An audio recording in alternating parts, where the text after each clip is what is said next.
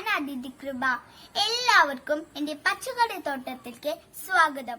ഈ കാണുന്നത് പച്ചമുളക്.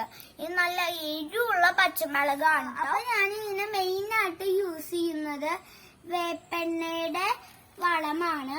അപ്പൊ ഇത് നല്ല ഉഷാറായിട്ട് വളരും. ഇത് നേരത്തെ തന്നെ ഞാൻ പറഞ്ഞല്ലോ, ഇത് നല്ല എരിവുള്ള മുളകാണ് കേട്ടോ. ഇത് കുറ്റി കുരുമുളകാണ്. ഇത് ഒരെണ്ണത്തിന്റെ തൈ ഉണ്ടെങ്കിൽ നമുക്ക് ഇഷ്ടംപോലെ കുരുമുളക് ഉണ്ടാവും. ഇത് നന്നായിട്ടൊന്നും വളരില്ല, ഈ ഹൈറ്റിൽ ഇനി നിൽക്കുള്ളൂ. വീട്ടിലേക്ക് ആവശ്യമുള്ള കുരുമുളക് ഞങ്ങൾ ഇതിൽ നിന്നാണ് യൂസ് ചെയ്യാറുള്ളത്. ഇത് ചൂനിമുളകാണ്. ഇതൊക്കെ തൈരിലിട്ട് കഴിക്കാൻ സൂപ്പറാണ്.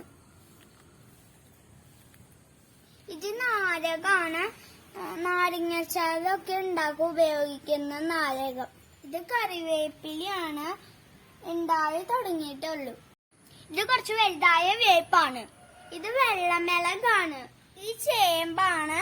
മോരുകറിയൊക്കെ വെക്കാൻ നല്ല സൂപ്പറായിട്ട് വരും കേട്ടോ. ഇതിന്റെ കിഴങ്ങും താളും ഒക്കെ നല്ലോണം കറി വെക്കാൻ പറ്റുന്നത്. ഇത് ചേന. ഇത് വലുതായി വരുന്നുള്ള. വലുതായി കഴിഞ്ഞാൽ നമുക്ക് ചേന. ഇത് അങ്ങാടിയിൽ നിന്ന് വാങ്ങിക്കുന്ന സാധാരണ പച്ചമുളകാണ്. ഇത് കോവക്കായാണ്. ചെറിയൊരു തണ്ട് വെച്ച് കൊടുത്തപ്പോ നിറയെ ഉണ്ടായി. ഞങ്ങള് പന്തലിട്ട് കൊടുത്തിട്ടുണ്ട്.